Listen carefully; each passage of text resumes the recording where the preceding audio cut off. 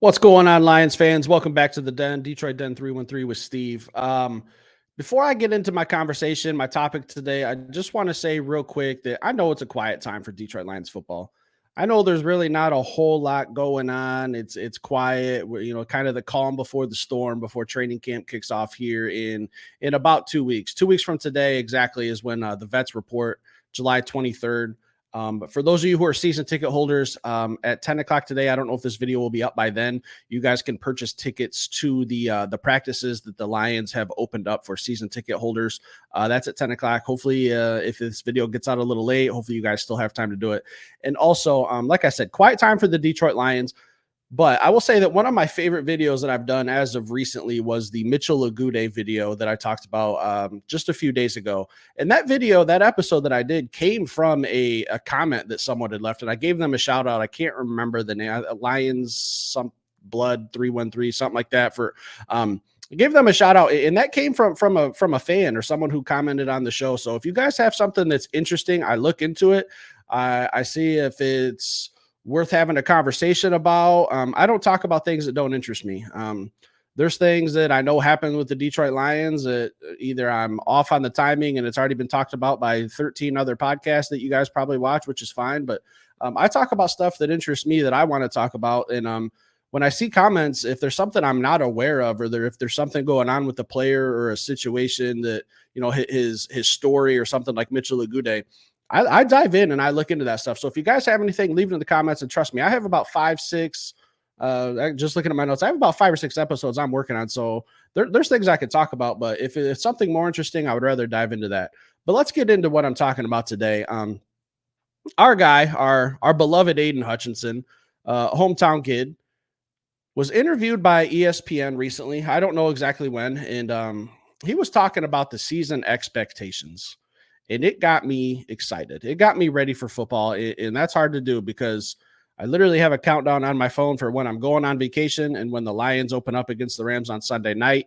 Me and the boys have already talked about what we're going to do for tailgate food, what time we're heading up to Detroit. Like, it's all planned. We're ready to go. We're locked in. So hearing Hutch talk about the season expectations and him saying that these are well-deserved expectations, it's not often, if at all, in my lifetime that the Detroit Lions are being mentioned as Super Bowl favorites. Like the Lions have been an epiphany of a disaster franchise up until very, very recently. Like, being a season ticket holder just a few years ago, I could not give Lions tickets away. I would literally ask people, hey, do you want to go to the Lions game? Like, my wife can't make it. Do you want to go? And they'd be like, I'm going golfing that day. Like, that's where we were at. We're not there no more. Like, people are dying for Lions tickets.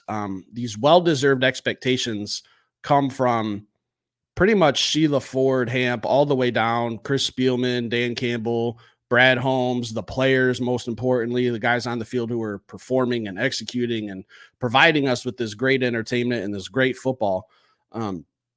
Everyone is responsible. If you got whoever takes the bigger slice of the pie, I don't know. We could have a discussion about that, but I want to ask you guys a question, and I want you to leave it in the comments as well.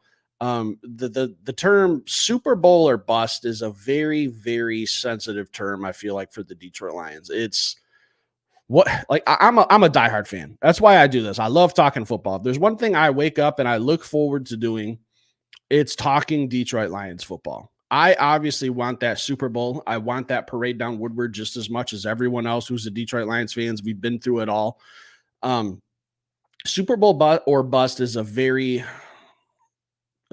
gentle term that we have to use, because I've said before on record that you can have I go to games and I have fun, but I want that Super Bowl. So is it Super Bowl or bust? The expectations are Super Bowl. We're there.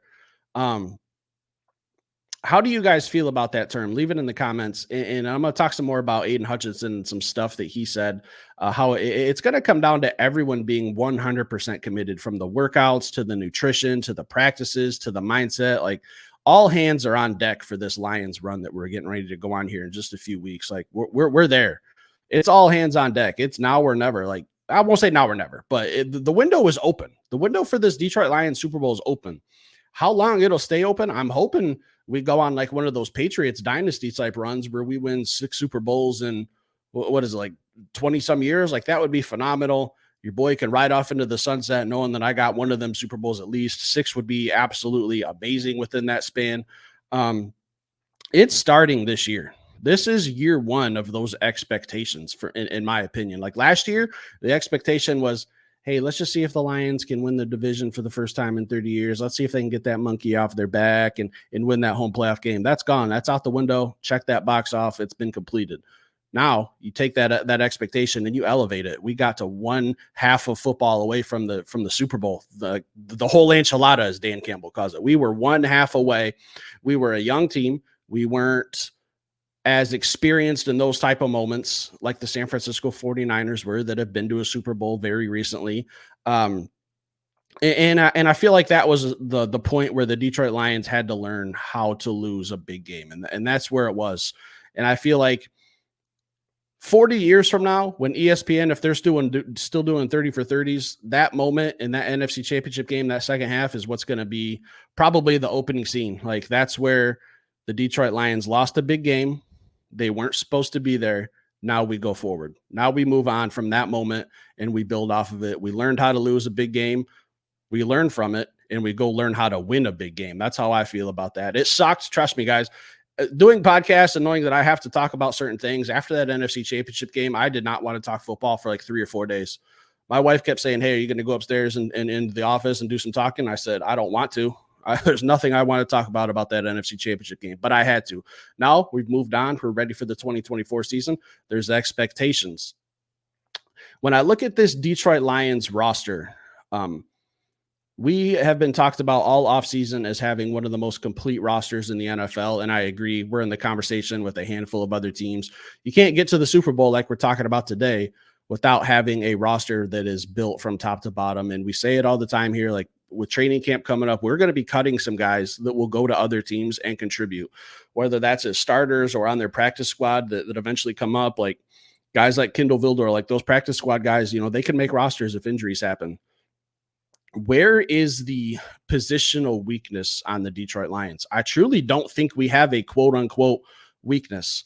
Now, the thing that I've kind of hinted at over the last couple months is our secondary that's been revamped and how we have a lot of guys who, haven't played a lot of football together. Brian Branch only in year 2. Ify Melifonwu didn't really come on until the end of last season. Kirby Joseph, I guess, is kind of the Lions high seniority guy when it comes to the secondary, because, Carlton Davis, brand new, Terrion Arnold, Ennis Rakestraw, Meek Robertson, all brand new guys. Like, I don't want to call that a weakness, but I will say it's unproven. And there's a huge difference between having a weakness and having something that's unproven. I do feel like after a few games in this season, that unprovenness is going to be going away. Like once they get some meaningful game reps, a full training camp, that secondary is going to mesh and they're going to understand everyone's assignments without getting into the X's and O's. To me, so leave it in the comments. Also, do you agree with that assessment that there's a difference between unproven versus a weakness? Because I look at the secondary, and like I said, they haven't played a lot of football together, but I wouldn't call that a weakness. I think it's just going to take some time. We have some guys who are capable, some guys who have played big games. Carlton Davis is a Super Bowl champion.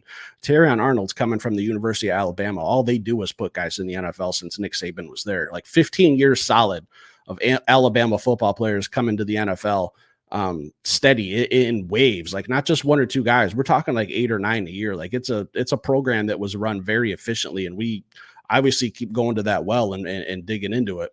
And I hope to see that continue because it's really worked out well for us so far. So positional weakness versus unproven. I think there's a huge difference. That secondary is just unproven. I think I'll say week 5 or 6, we're going to be talking about this Detroit Lions secondary as being one of the best in the NFL. You look at the names on paper, it looks phenomenal.